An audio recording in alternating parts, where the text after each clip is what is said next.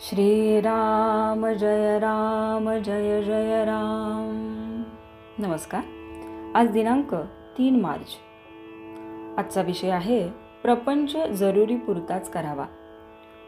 पुष्कळ लोक जोडधंदा करतात, म्हणजे त्यांचा एक मुख्य धंदा असतो आणि त्याला मदत म्हणून दुसरा धंदा करतात।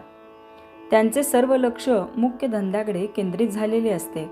म्हणजे जोडधंद्यामुळे जर मुख्य धंद्यात व्यत्यय येऊ लागला तर तो जोडधंदा जरुरीप्रमाणे बंदही करतात, किंवा नफा नुकसानीचा प्रसंग आला तर जोडधंद्यातल्या नफा नुकसानीकडे विशेष आस्थेने पाहत नाहीत। प्रत्येक माणसाने परमार्थ हा मुख्य धंदा ठेवून प्रपंच हा जोडधंदा म्हणून करावा।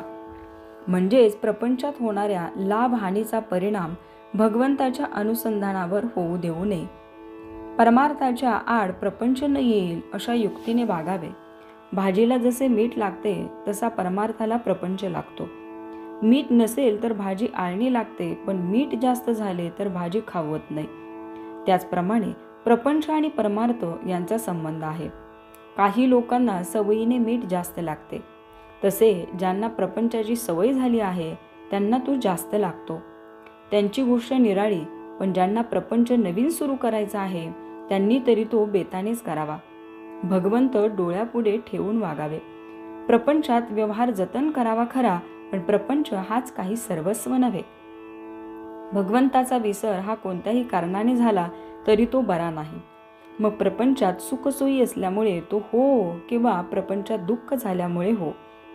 प्रत्येकाला प्रपंचाची अत्यंत जरुरी आहे, पण आपण त्याला वाजवेपेक्षा जास्त महत्त्व देतो आणि त्यामुळे सर्व बिघडते। प्रपंच पाहिजे आणि दुःख नको असे म्हणणे वेडेपणाचे आहे। मूल असेल तर ते कधीतरी आजारी पडायचेच। प्रपंच हा कुणाला सुटला आहे? हा प्रपंच, हा संसार भगवंतानेच उत्पन्न केला आहे, तर तो कुणाला तरी सुटेल का? तसा नुसता प्रपंच तापदायक नाही, तर आकुंचित प्रपंच हा तापदायक आहे। ज्याप्रमाणे आपण आपल्या या खिशातले पैसे त्या खिशामध्ये ठेवतो, त्याचप्रमाणे प्रपंचातले आपले मन काढून भगवंताकडे लावावे, तसे करण्यात समाधान आहे। नवरा बायकोचे ध्येय एकच असेल तर त्यांचा प्रपंच सुखाचा होतो।